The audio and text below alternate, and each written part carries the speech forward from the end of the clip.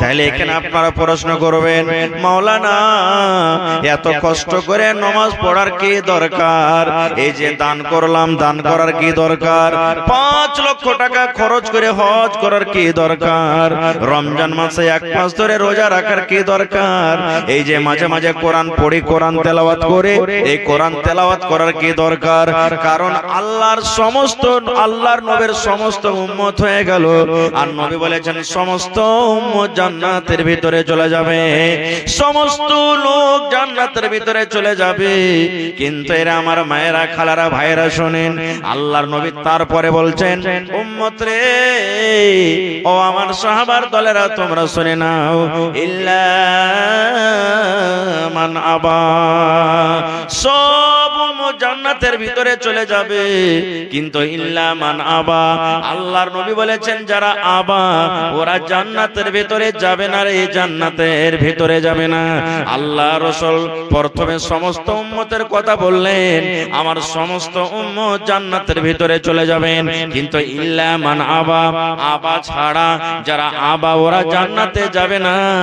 আমার উম্মতের মধ্যে যারা আবা গ্রুপের লোক, আমার উম্মতের মধ্যে যারা আবা দলে আছে, আমার উম্মতের মধ্যে যারা আবা জামাতে রয়েছে, আমার উম্মতের মধ্যে যারা আবা, ওরা জান্নাতে যাবে না রে, ওরা জান্নাতের ভিতরে যাবে না।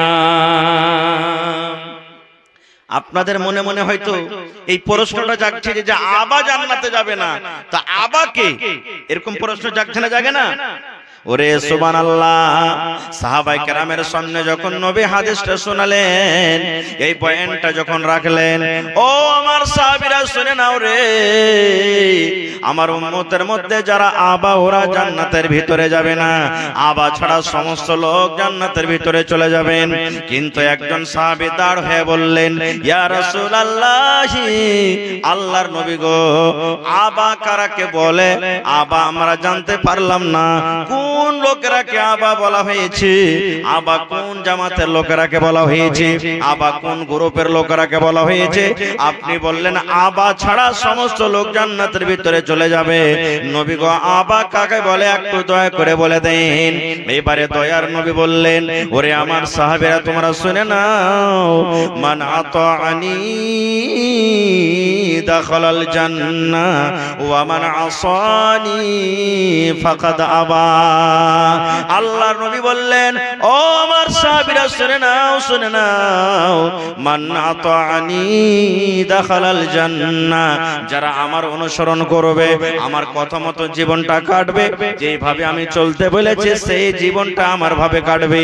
আল্লাহ রাসূল বলেছেন, ওরা আমার উম্মত, ওরা জান্নাতের ভিতরে যাবে রে, ওরা জান্নাতের ভিতরে যাবে।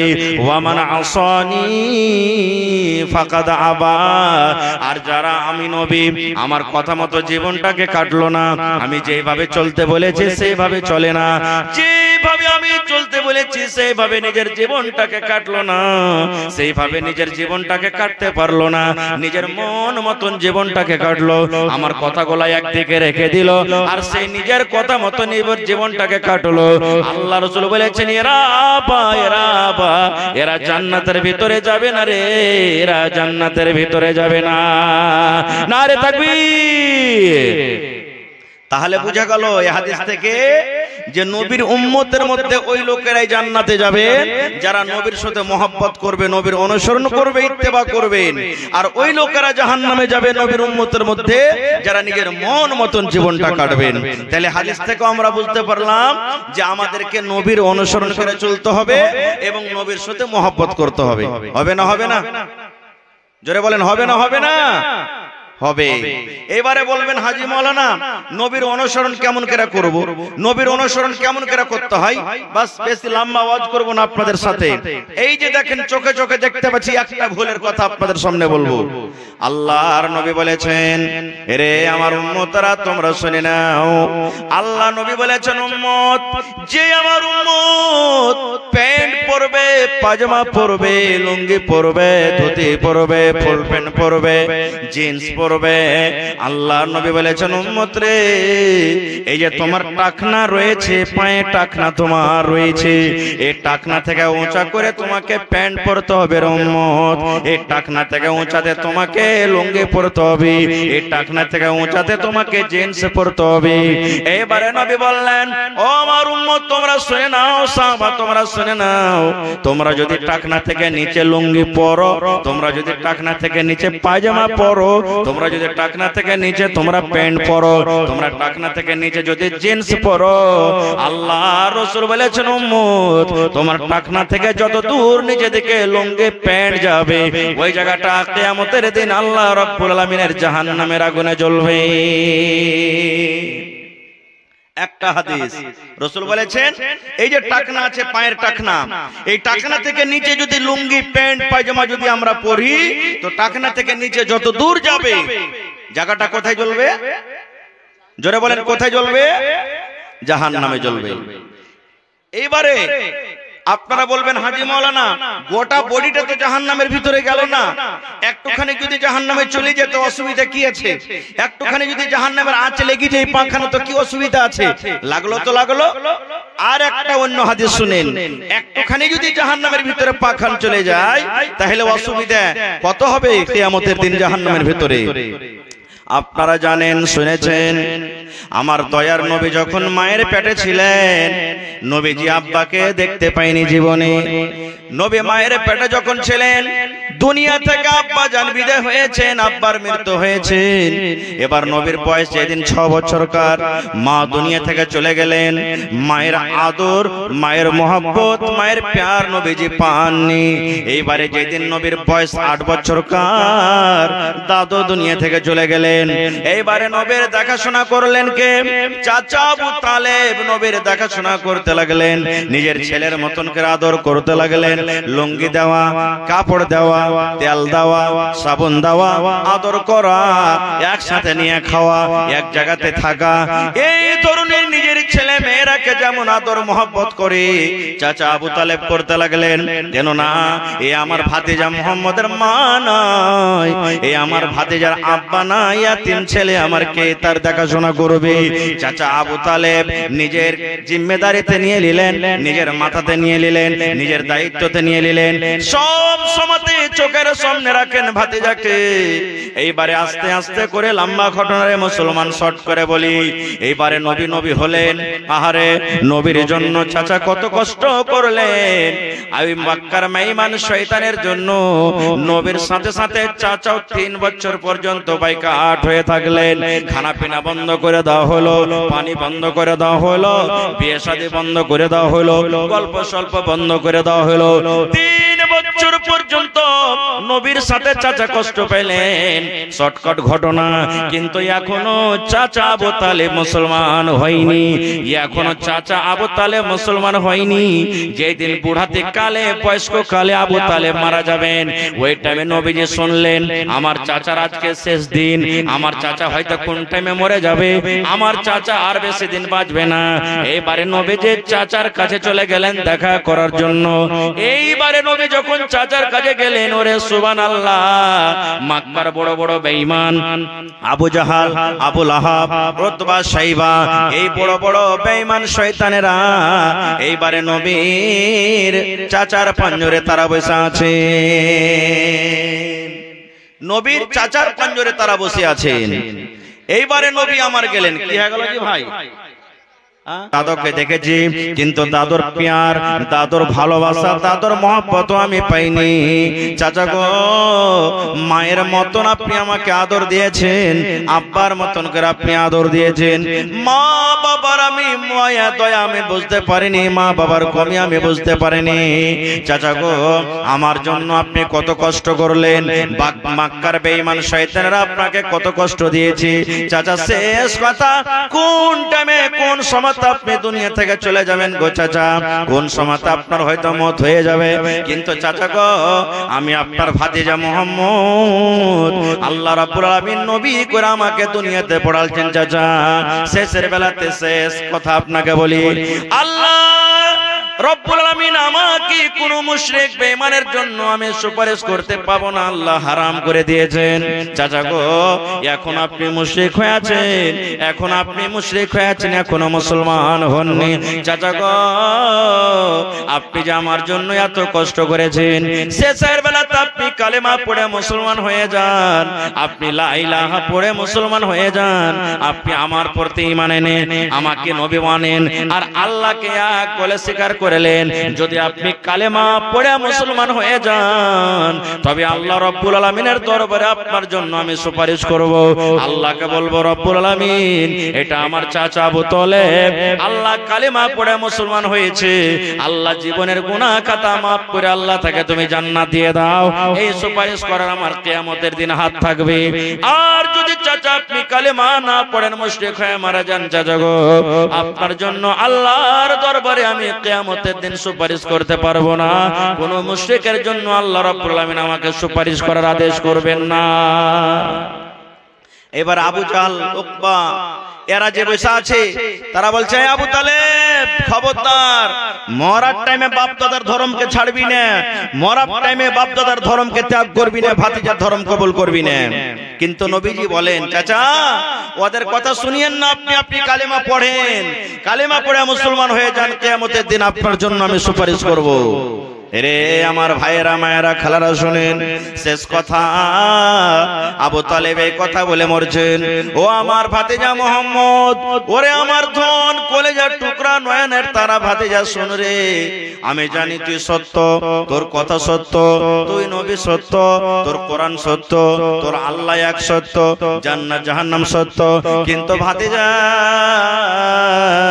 আজকে যদি আমি কালেমা পড়ে মুসলমান হয়ে যাই, আজকে যদি তোর ধর্ম আমি কবুল করে নি, আজকে যদি তোর আল্লাহর প্রতি ঈমান আনি, তাহলে মক্কার লোকেরা আমাকে নানা রকমের গালি দিবে, আমার বাপকে গালি দিবে, আমার দাদাকে গালি দিবে। মক্কার লোকেরা বলবে, দেখো দেখো আবু তালেব বেদিন হয়ে গেল রে, আবু তালেব নিজের বাপ দাদার ধর্মকে ত্যাগ করে দিলে। এই জন্য ভাতিজারে, আমি কালেমা পড়বো না, আমি তোর ধর্ম কবুল করব না, ভাতিজা কবুল করব না। আমার বাপ দাদারা যে ধর্মে মারা গেছে, আমার বাপ দাদারা যে ধর্মে দুনিয়া থেকে গেছে, আমি আবু তালেব আমার বাপ দাদার ধর্মে আমি মরলাম। শেষ কথা, আবু তালেব মারা গেলেন। এবারে দয়ার নবী সুবহানাল্লাহ, চোখের কোনা দিয়ে একটু খানিক পানি ঝরতে শুরু হয়ে গেল।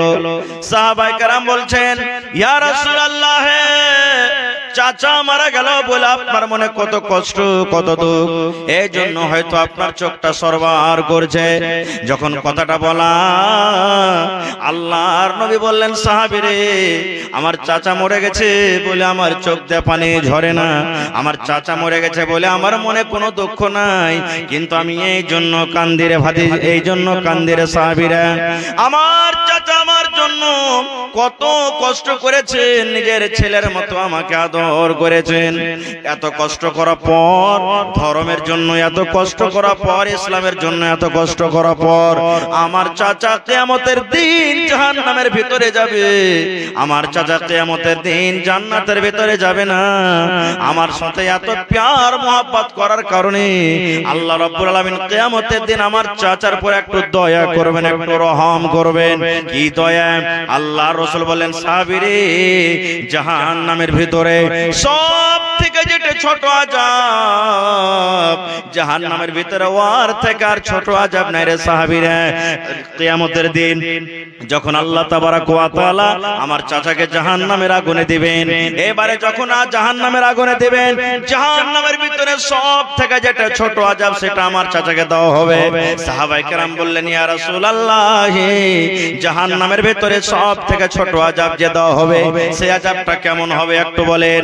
আল্লাহ রাসূল বললেন, সাহাবীরে, যেমন আজকে আমরা জুতা পিন্দি, পায়ে গরম না লেগে যায় কিংবা পায়ে ঠান্ডা না লেগে যায়, জুতা আমরা পরি। আল্লাহ রাসূল বললেন, সাহাবীরে, আমার চাচাকে যখন আল্লাহ রাব্বুল আলামিন কিয়ামতের দিন জাহান্নামের আগুনে দিবে, আমার চাচার পায়ে আগুনের জুতা দেওয়া হবে, আগুনের বেড়ি দেওয়া হবে, আগুনের জুতা পরিয়ে দেওয়া হবে। এবার আমার চাচা জাহান্নামের ভিতরে যখন চলে যাবে, এবার ওই আগুনের জুতা যে পায়ে দেওয়া হলো, এবার ওই আগুনের তাপ উঠতে উঠতে উঠতে উঠতে উঠতে উঠতে উঠতে উঠতে উঠতে মাথা পর্যন্ত চলে আসবে। আল্লাহ রাসূল বললেন, সাহাবীরে কেমন হয়ে উপরে উঠবে? আমার মায়েরা খালারা বাড়িতে ভাত রান্না করে দেখবেন, যখন ভাত ফুটে যায়, যখন তরকারি ফুটে যায়, পানিটা গড়গড় গড়গড় গড়গড় করে ফুটে। ভাত যখন রান্না করে, ভাত যখন ফুটে যায়, গড়গড় গড়গড় করে ভাত ফোটে। আল্লাহ রাসূল বললেন, সাহাবীরা এই মতু রে সুবহানাল্লাহ, ওই আগুনের জুতা যে দেওয়া হবে আমার চাচার পরনে, ওই আগুনের তাপ উঠতে উঠতে মাথার মগজ, এই যে মাথার ভিতরে মগজ রয়েছে, এই মগজ গলা গরম পানির মতো গড়গড় গড়গড় করে ফুটবে।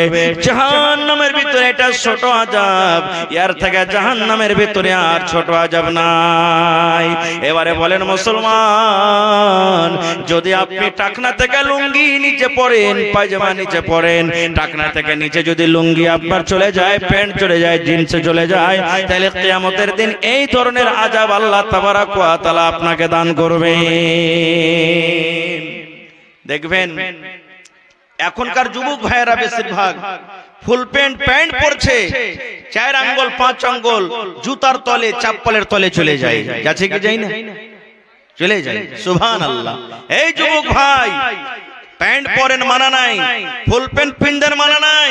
দর্জির কাছে গিয়ে আপনি কাটিয়ে ছোট করে দিবেন, আর না হলে তাকে উল্টে দিবেন। ভাই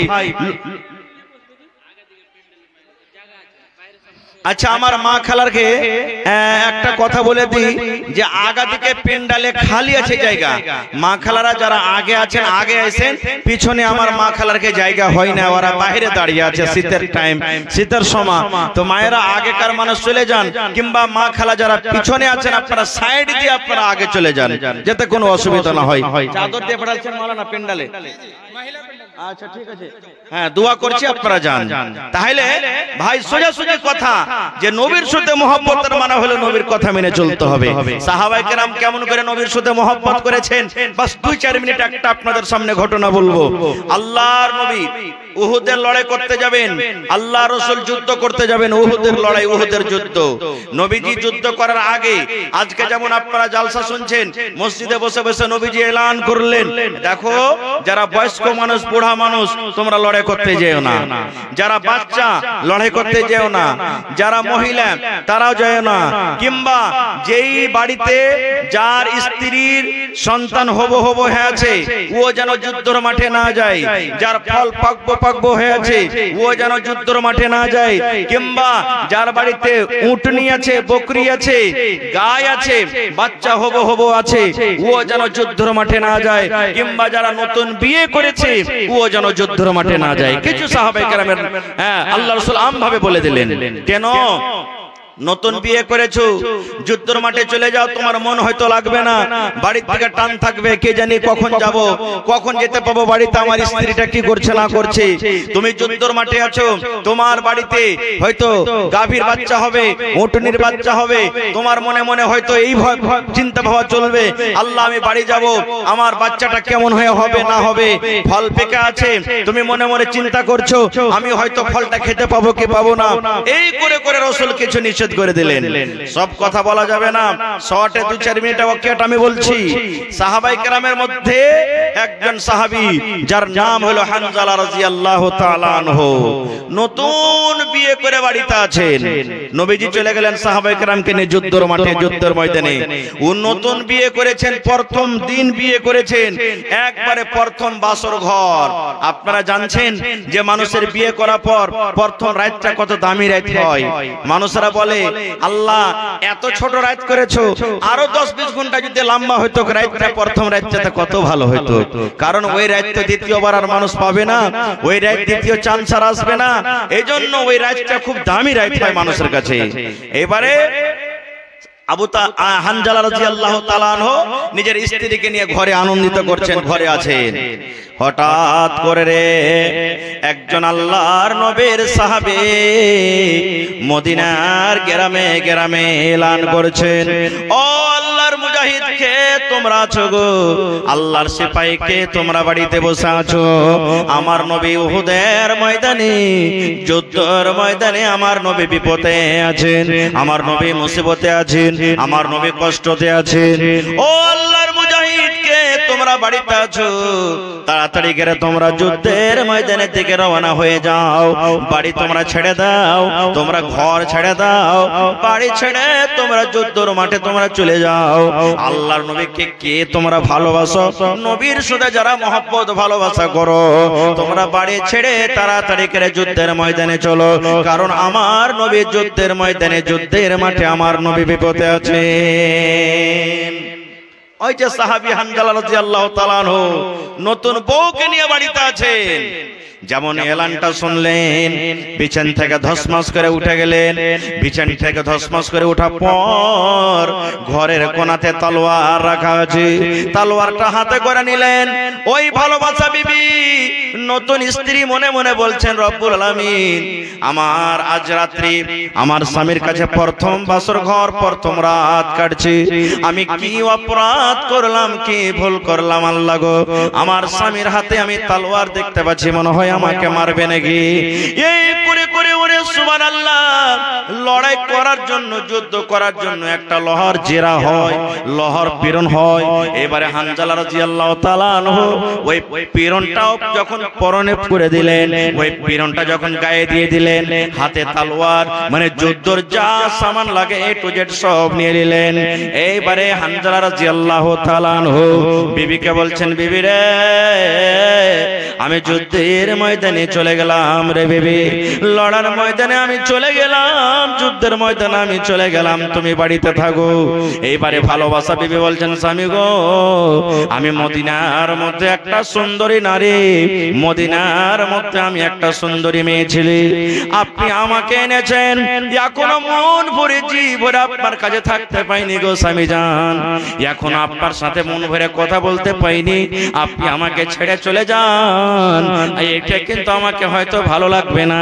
স্বামী গো, একটুখানি কার দাঁড়ান, একটুখানি কার সময় দেন, একটুখানি কার আপনি আমার কাছে থাকেন, একটু আপনাকে নজর করে ভালো করে দেখে নি, একটু মন ভরে আপনার সাথে গল্প করে নি।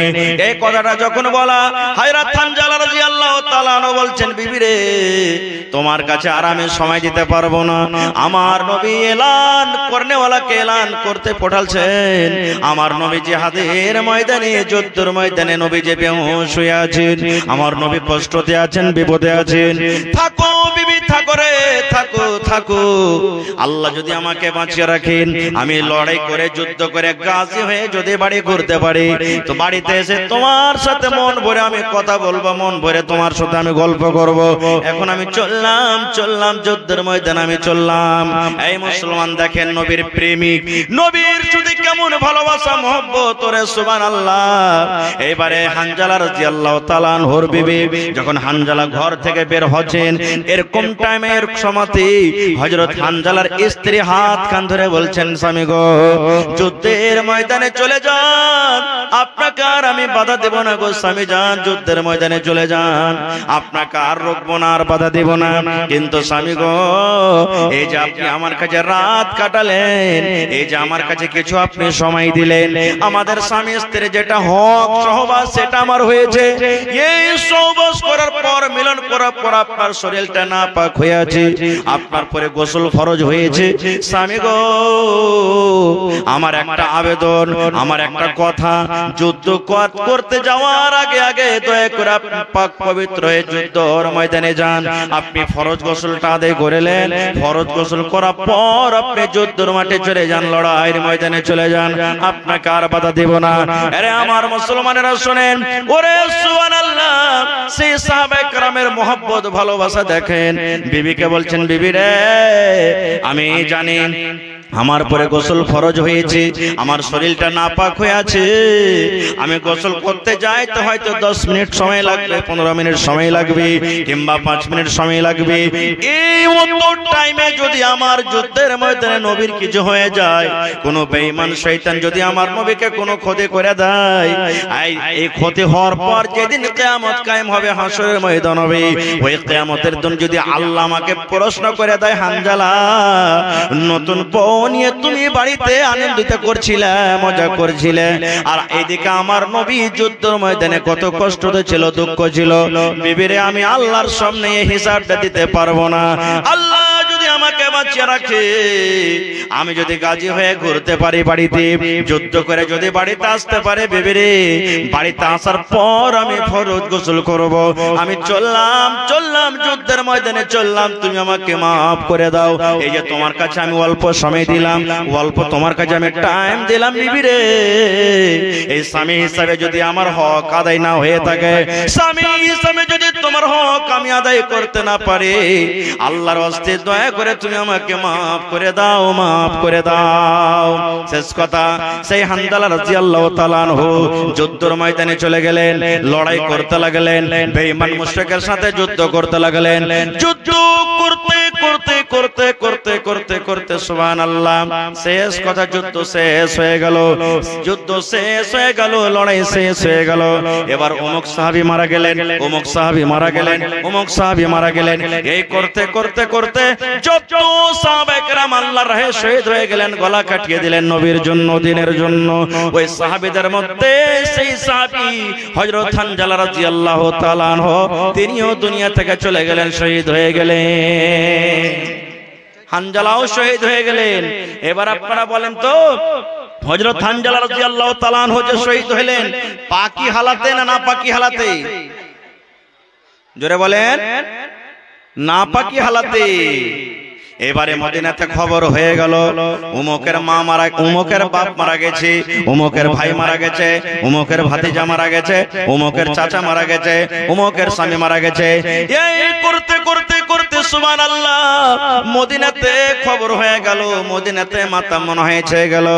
এইবারে হানজালা রাদিয়াল্লাহু তাআলা আনহুর স্ত্রী যখন শুনলেন আমার স্বামী হানজালা দুনিয়া থেকে চলে গেছেন, আমার হানজালা আমার স্বামী শহীদ হয়ে গেছেন, এইবারে দয়ার নবীর কাছে মেসেজ করে দিলেন, খবর পাঠিয়ে দিলেন, আল্লাহর নবী গো, লড়ার ময়দানে, যুদ্ধের ময়দানে যত সাহাবা আপনার শহীদ হয়েছে, আপনি তারাকে বিনা গোসলে মাটি দিয়ে দেন, কিন্তু নবী গো, আমার স্বামী হানজালাকে আপনি গোসল করায় আপনি তাকে মাটি দেন। কারণ আল্লাহর রাহে যারা শহীদ হয়ে যায় তাদের গোসল নাই, গোসলের দরকার নাই, এত তারা পাক পবিত্র থাকে, তাদের জানাজা নাই, বিনা জানাজাতে তারাকে দফন করতে হবে। আল্লাহ নবীর ওই সাহাবী হানজালার স্ত্রী নবীর কাছে খবর দিয়ে দিলেন, মেসেজ দিয়ে দিলেন, ইয়া রাসূলুল্লাহ, সাহাবায়ে কেরাম যত আপনার শহীদ হয়েছে, আপনার বন্ধুরা যত শহীদ হয়েছে, ওই সাহাবীদের মধ্যে আমার স্বামী হানজালাও শহীদ হয়েছেন গো নবীজি। আমার হানজালা যদি শহীদ হয়ে থাকে নবী গো, দয়া করে তাকে আপনি গোসল দিয়ে দেন, কারণ তারপরে গোসল ফরজ ছিল, গোসল না করে যুদ্ধের ময়দানে তাড়াহুড়া করে চলে এসেছেন, দয়া করে তাকে আপনি ফরজ গোসল করে আপনি তাকে মাটি দেন। এবারে নবী এলান করলেন, করে হানজালার লাশ, দেখো হানজালার লাশ কোথায় আছে, দেখো হানজালার লাশ কোথায় আছে, হানজালার লাশ খোঁজো। খুঁজতে লাগলো, কিন্তু আমরা সুবহানাল্লাহ, অন্য অন্য সাহাবীদের লাশ পাওয়া যায়, কিন্তু হযরত হানজালার লাশ খুঁজে পাওয়া যায় না, হযরত হানজালার লাশ পাওয়া যায় না। কোথায় আছে হানজালার লাশ, কোথায় আছে হানজালার লাশ? সাহাবায়ে কেরাম খুঁজতে খুঁজতে এদিক থেকে এলেন, সামনে থেকে এলেন, পিছন থেকে এলেন, ডান দিক থেকে বাম দিক থেকে এলেন, সব সাহাবী খুঁজতে খুঁজতে বলছেন, ইয়া রাসূলুল্লাহ, হানজালার লাশ আমরা পেলাম না, কত ছিন্ন ভিন্ন করে খুঁজলাম গো দয়ার নবী, কিন্তু হানজালার লাশ আমরা পেলাম না। এই করতে করতে দয়ার নবী দেখছেন পাহাড়ের উপরে, পাথরের উপরে, পাহাড়ের উপরে, পাথরের উপরে হযরত হানজালাকে শুইয়ে দেওয়া হয়েছে। আর যেমন দেখবেন যখন মানুষ গোসল করে, মানুষরা যখন গোসল করে কাঁধ হয়, এই মতো তার শরীর দিয়ে top top top top top top করে পানি ঝরছে, মনে হয় এক্ষুনি হানজালাকে গোসল দেওয়া হইল, এই ধরনের তার শরীর দিয়ে পানি ধরছে। আল্লাহ রাসূল বললেন, সাহাবীরে এই দেখো আমার হানজালা, ওই পাহাড়ের উপরে, পাথরের উপরে হানজালার লাশ দেখে নাও।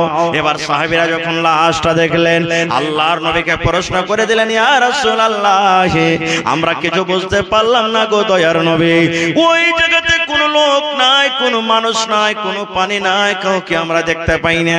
আমাদের মধ্যে কোনো লোক তাকে গোসল দেয়নি, তবে হানজালার শরীর দিয়ে টপ টপ টপ টপ করে পানি ঝরে। কে হানজালাকে গোসল দেওয়ালো? কে হানজালাকে গোসল দেওয়ালো? কে হানজালাকে গোসল দেওয়ালো? নবী গো আমরা বুঝতে পারলাম না। এবারে দয়ার নজম বললেন, ওরে আমার সাহাবীর দল, তোমরা শুনে নাও, শুনে নাও। হানজালা আল্লাহ রাব্বুল আলামিন তার আমল দেখে এত ভালোবেসেছেন, এত আল্লাহর কাছে পেয়ারা বান্দা হয়েছে।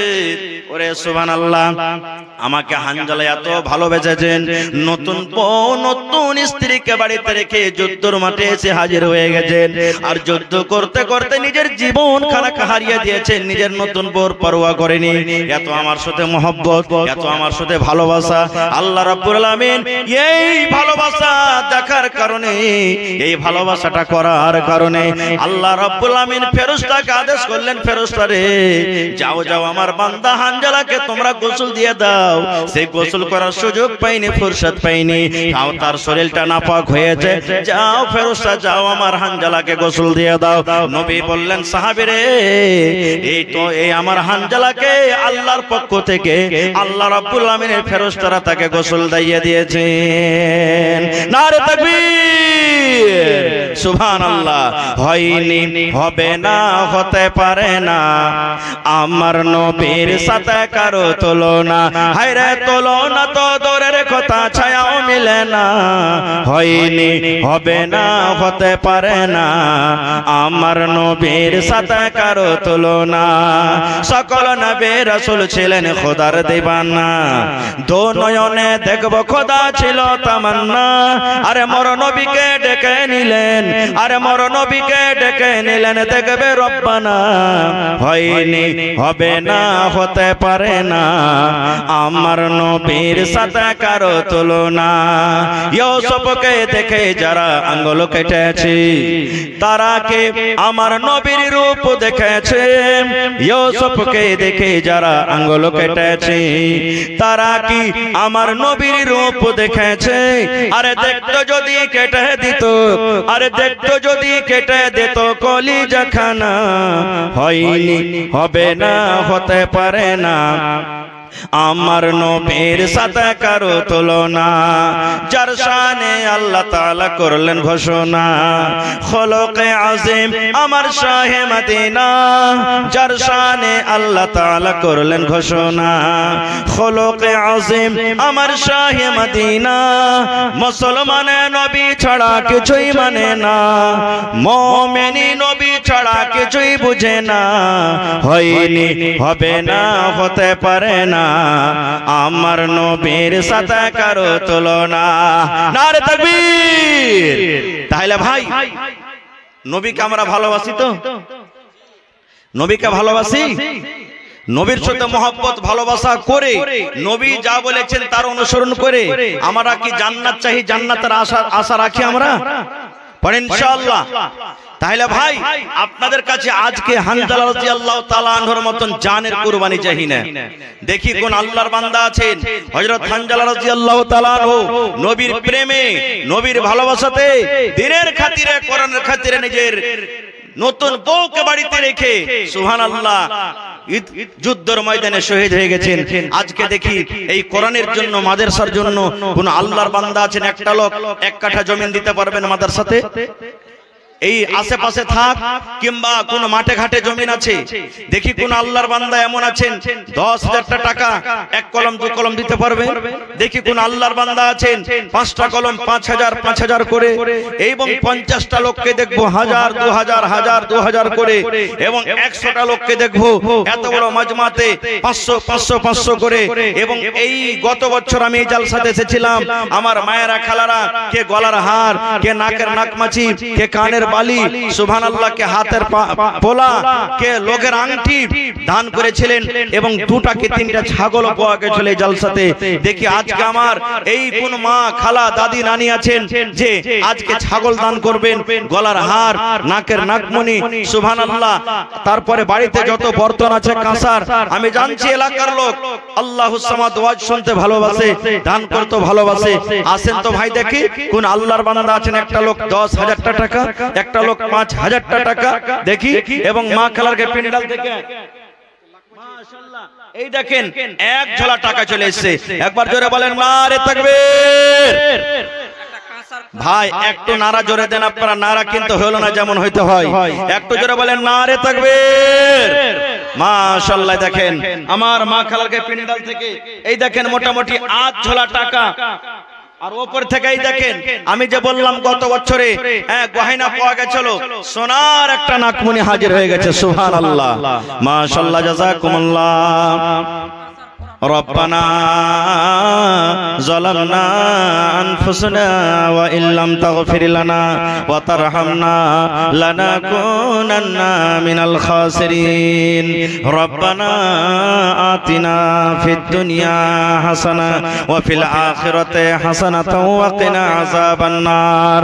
আল্লাহ তোমার বান্দেরা 500 1000 2000 10 20 করে রব্বুল আলামিন কিছু টাকা এসেছে, আল্লাহ মা খালারকে দানকে তুমি কবুল করে নাও। আল্লাহ মনের আশাকে পুরা করে দাও। আল্লাহ তারকে রোজি রোজগারে আল্লাহ তুমি বরকত দাও। আল্লাহ স্বামীর সহগুণী করে রাখো। আল্লাহ আত্মীয় স্বজন যারা কবরে চলে গেছেন রব্বুল আলামিন জানি না তারকে কবরে আল্লাহ কি হালাতে আছে। আল্লাহ যদি কোনো মুসিবতে কোনো গুনার কারণে কবরে ধরা পড়ে থাকে, আল্লাহ এই দানের বিনিময়ে তারকে মুসিবত তুমি দূর করে দাও। আল্লাহ তারকে কবরে জান্নাতের বিছানা দিয়ে দাও। রব্বানা তাকাব্বাল মিন্না ইন্নাকা আনতাস সামিউল আলিম। আমিন সুম্মা আমিন। তো ভাই আমার একটু জায়গা আপনারা সাইড থেকে খালি করেন ভাই। আর এই চাদর ঘুরছে ভাই, এই চাদরে আল্লাহর ওয়াস্তে যারা আসতে পারবেন না এখানে একটু মেহেরবানি করে দিবেন, মোটা মোটা করে দিবেন। এই মাদ্রাসার সরকার হলেন আপনারা, মাদ্রাসার মালিক হলেন আপনারা। মাদ্রাসা আছে তো আমি আপনি আছি, মাদ্রাসা আছে তো দিন আছে, মাদ্রাসা আছে তো আমার মান সম্মান আছে, মাদ্রাসা না থাকে তো আমাদের মান ঈমান সব শেষ হয়ে যাবে। এই জন্য মাদ্রাসা চালাইতে হবে, মাদ্রাসা কায়েম রাখতে হবে। এটা সাদকায়ে জারিয়া মনে করে আপনার চাদরে আল্লাহর রাস্তে কোনো এমন আল্লাহওয়ালা বাকি না থাকে যে আমি চাদরে টাকা দিইনি। আর আপনারা একটু 1000 2000 5000 10000 করে একটু আসেন। আমি 50টা কলম চেয়েছি ভাই, বেশি চাইনি। একটু আল্লাহর রাস্তে আসেন। মা খালাকে বলবো এক চাদর কি 2 চাদর আপনাকে দান এসেছে। আর চাদরে আপনারা আরো মনে হয় ঘুরছে, একটু মেহেরবানি করে চটচট করে আপনারা 10-15 মিনিটের মধ্যে চাদর দান দিয়ে পাঠান। কারণ আমার পর আরো 2-3 জন বক্তা আছে, তারাও আপনাকে শুনতে হবে। এই জন্য সময়টাকে না এদিক ওদিকে কাটিয়ে আপনারা তাড়াতাড়ি করে আসেন। মাশাআল্লাহ এই দেখেন আমার নানা জান মাওলানা বেলাল হোসেন আলহাজ বেলাল হোসেন সাহেব যে মারা গেছেন, আল্লাহুস সামাদ, তার সুপুত্র তার ছেলে 5000 টাকা দান করলেন। সেদিন বানসর জালসাতে দান করেছেন। আল্লাহুস সামাদ আমার মনে আছে। আজকে মাদ্রাসার জন্য দান করলেন 5000 টাকা। নারে তাকবীর। মাশাআল্লাহ নাজির হোসেন দাদার জন্য দাদু মারা গেছে 1000 টাকা। সুবহানাল্লাহ মাশাআল্লাহ জাযাকাল্লাহ। আপনি দিলেন আর খানটা দেন না? জি জি জি জি তো জোড়া লাগিয়ে দেন, এখন না আছে পরে দিয়ে দিবেন। জি মাশাআল্লাহ দেখেন আমার নানা জান 500 টাকা দিলেন। জি জি নাজির হোসেন 20 কিলো ধানও দিলে। মাশাআল্লাহ হ্যাঁ 1000 টাকা এবং 20 কিলো ধান একজন দিলে 100 টাকা। মাশাআল্লাহ জাযাকাল্লাহ। আল্লাহ আমার নানা জান 5000 টাকা দান করলেন আব্বার জন্য। আরে আব্বা দুনিয়াতে নাই, কবরে চলে গেছেন।